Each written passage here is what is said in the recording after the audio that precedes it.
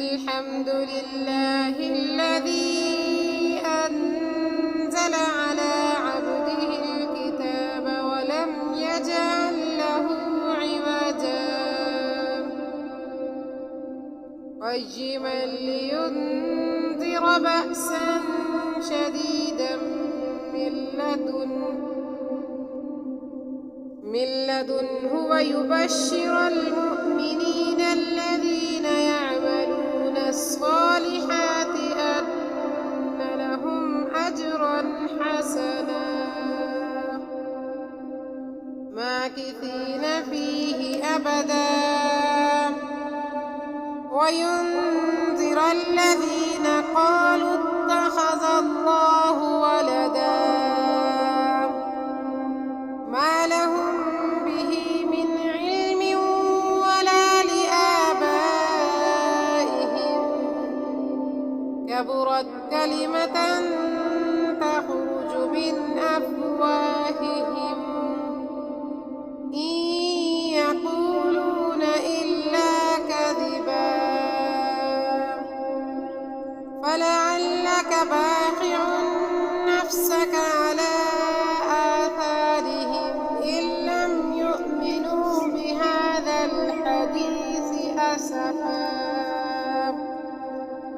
إنا جعلنا ما على الأرض زينة لها لنبلوهم أيهم أحسن عملا وإنا لجاعلون ما عليها صعيدا جرزا أم حسبت أن أصحاب الكهف والرقيم كانوا من آياتنا عجبا إذ أوى الفتية إلى الكهف فقالوا ربنا آتنا من لدنك رحمة وهيئ لنا من أمرنا رشدا فضربنا على آذانهم في الكهف سنين عددا ثم بعثناهم لنعلم أي الحزبين أحصى لما لبثوا أمدا نحن نقص عليك نبأهم بالحق إنهم فتية آمنوا بربهم فزدناهم هدى وربطنا على قلوبهم إذ قاموا فقالوا ربنا رب السماوات والأرض لن ندعو من دونه إلها لقد قلنا إذا شططا هؤلاء قومنا اتخذوا من دونه آلهة لولا يأتون عليهم بسلطان بين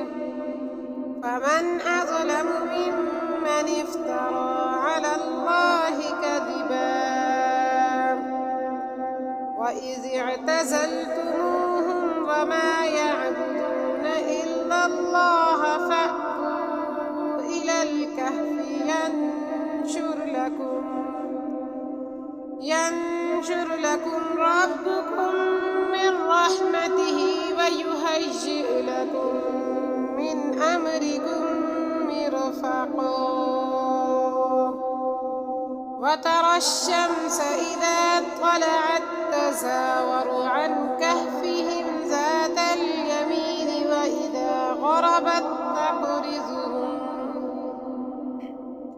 وإذا غربت تقرضهم ذات الشمال وهم في فجوة منه ذلك من آيات الله من يهد الله فهو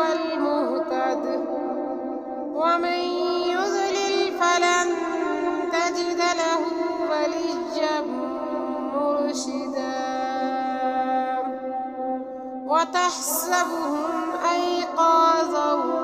وهم رقود ونقلبهم ذات اليمين وذات الشمال وكلبهم باسط ذراعيه بالوصيد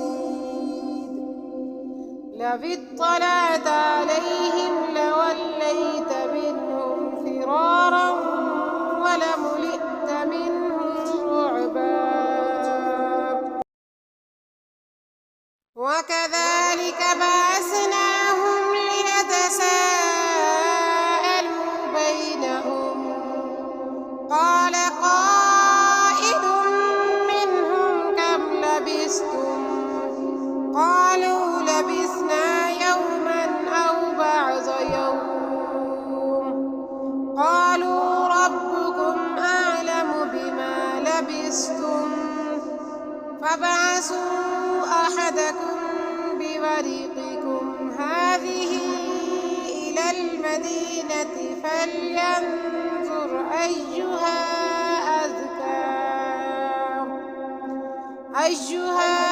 أزكى طعاما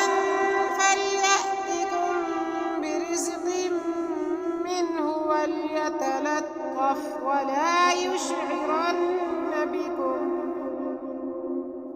ولا يشعرن بكم أحدا إنهم إن يظهروا عليكم يرجموكم أو يعيدوكم في ملتهم ولن تفلحوا إذا أبدا وكذلك أعثرنا عليهم ليعلموا أن وعد الله حق وأن الساعة لا ريب فيها إذ يتنازعون بينهم أمرهم فقالوا ابنوا عليهم بنيانا ربهم أعلم بهم قال الذين غلبوا على أمرهم لنتخذن عليهم مسجدا سيقولون ثلاثة رابعهم كلبهم ويقولون خمسة سادسهم كلبهم رجما بالغيب ويقولون سبعة وثامنهم كلبهم قل ربي أعلم بعدتهم ما يعلمهم إلا قليل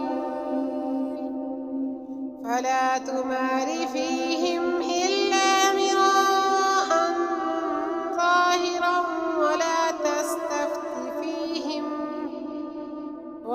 تستفت فيهم منهم أحدا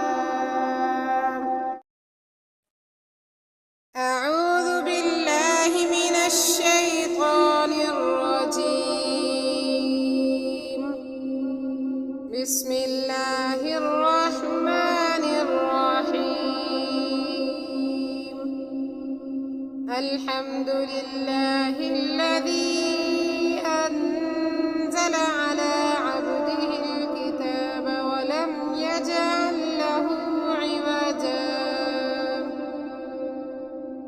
قيما لينذر بأسا شديدا من لدنه ويبشر المؤمنين الذين يعملون الصالحات أن لهم أجرا حسنا ماكثين فيه أبدا وينذر الذين قالوا اتخذ الله ولدا ما لهم به من علم ولا لآبائهم كبرت كلمة تخرج من أفواههم إن يقولون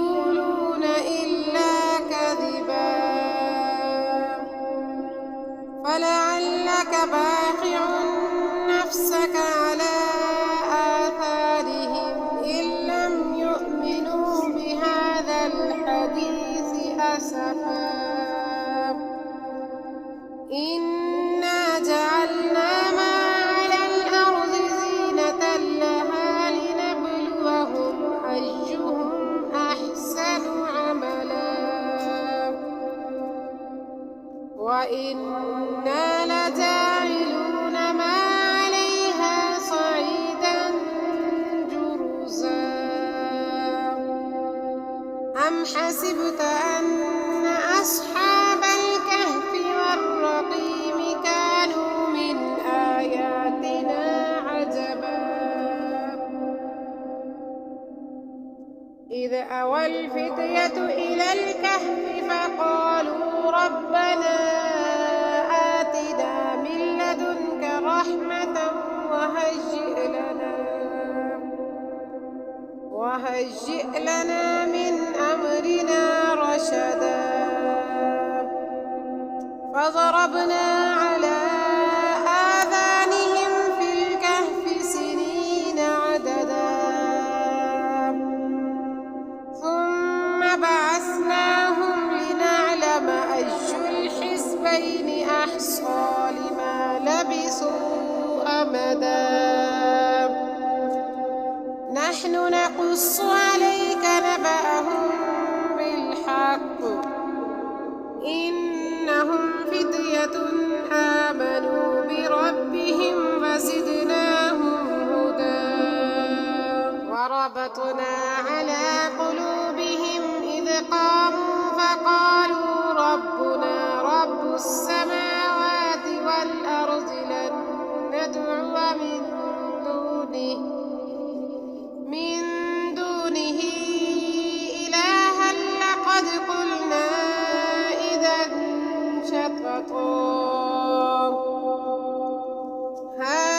هؤلاء قومنا اتخذوا من دونه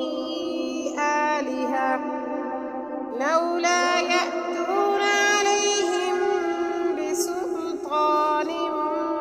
بين فمن أظلم ممن افترى على الله كذبا وإذ اعتزلتموهم وما يعبدون إلا الله فأتوا إلى الكهف ينشر لكم ربكم من رحمته ويهيئ لكم من أمركم مرفقا وترى الشمس إذا طلعت تزاور عن كهفهم ذات اليمين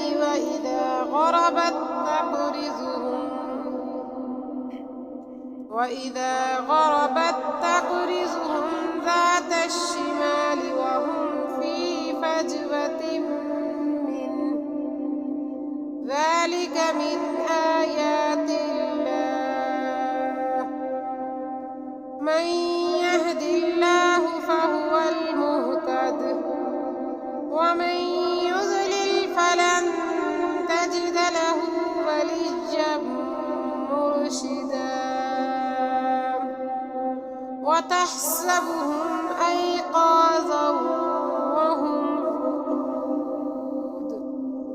ونقلبهم ذات اليمين وذات الشمال وكلبهم باسط ذراعيه بالوصيد لو اطلعت عليهم لوليت منهم فرارا ولملئت منهم رعبا وكذلك بعثناهم ليتساءلوا بينهم قال قائل منهم كم لبثتم قالوا لبثنا يوما أو بعض يوم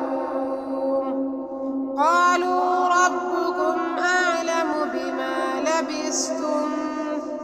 فابعثوا أحدكم بورقكم هذه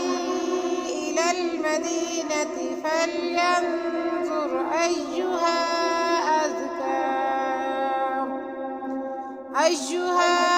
أزكى طعاما فليأتكم برزق منه وليتلطف ولا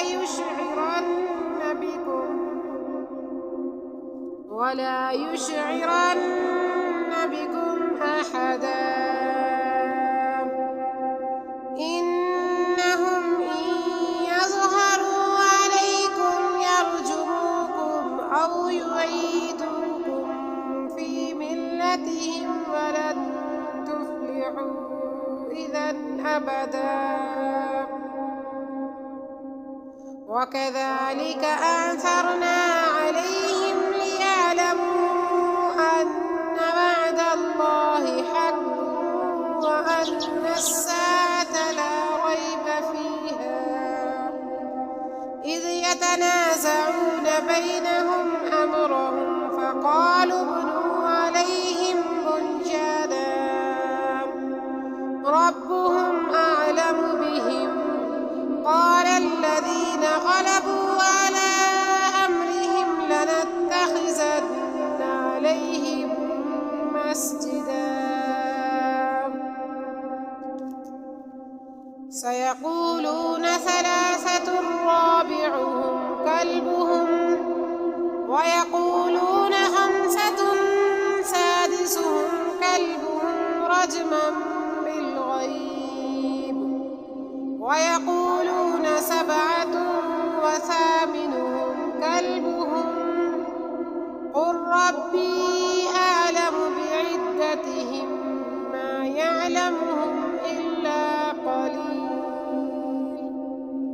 فلا تمار فيهم إلا مراء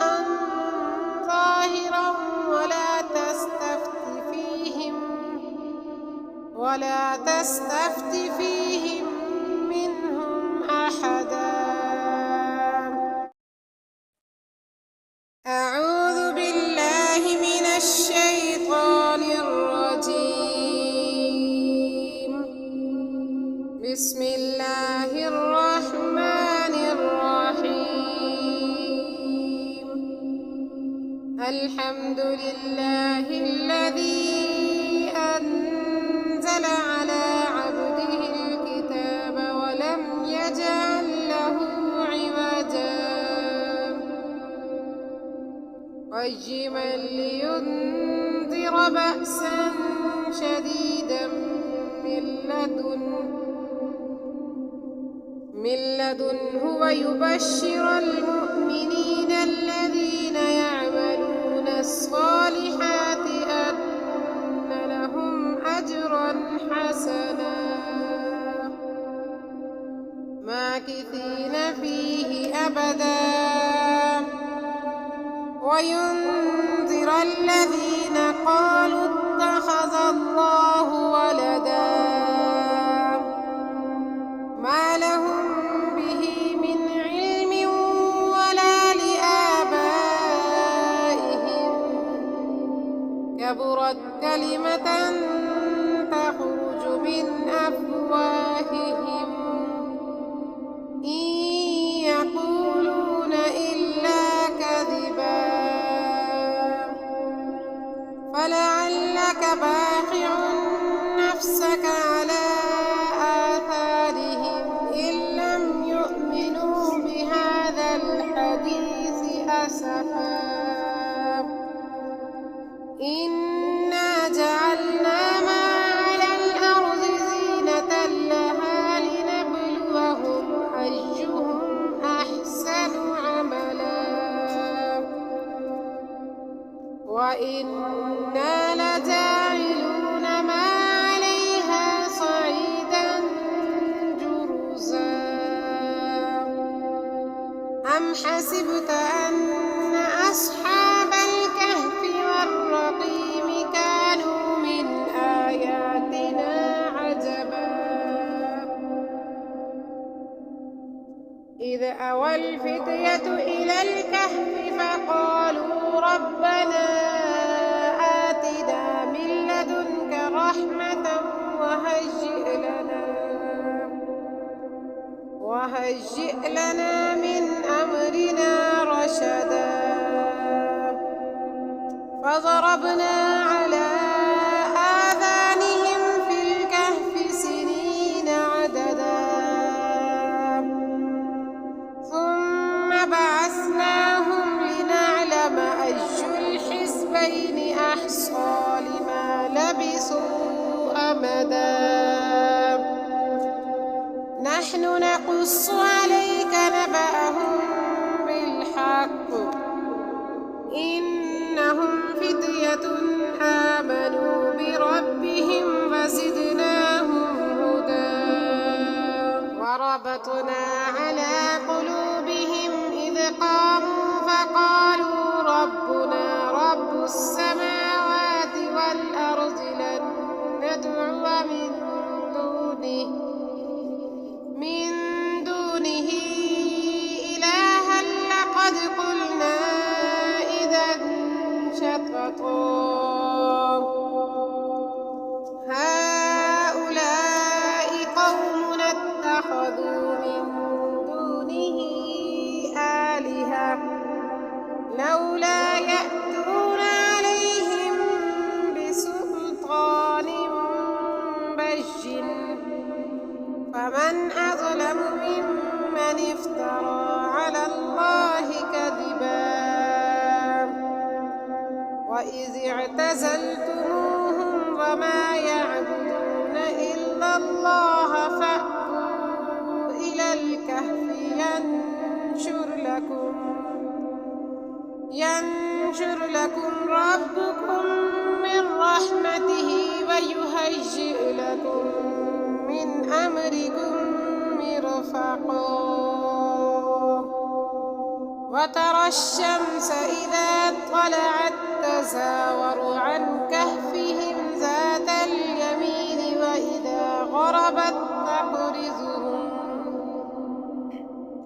وإذا غربت تقرضهم ذات الشمال وهم في فجوة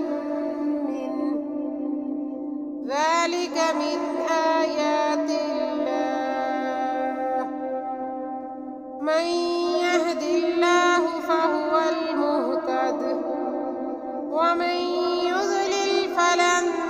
تجد له وليا مرشدا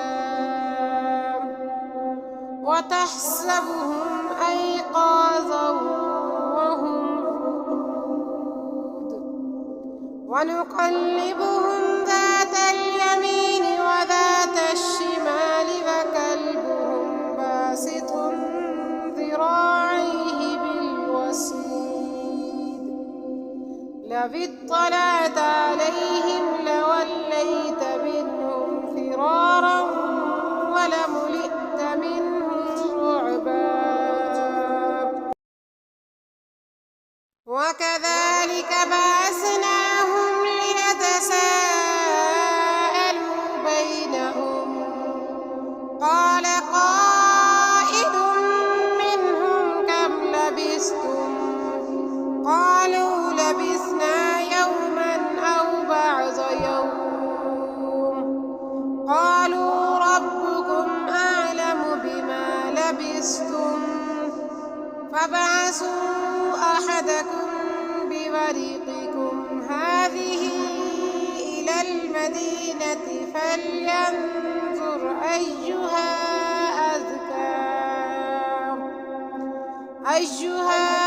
أزكى طعاما فليأتكم برزق منه وليتلطف ولا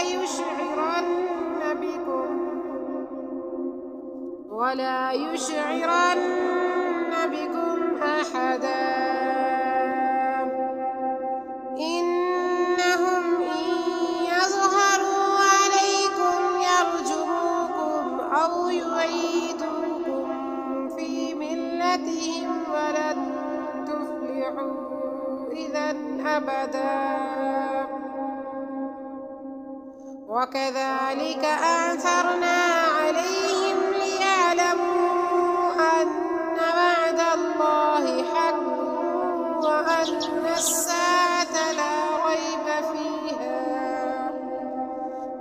يتنازعون بينهم أمرهم فقالوا ابنوا عليهم بنيانا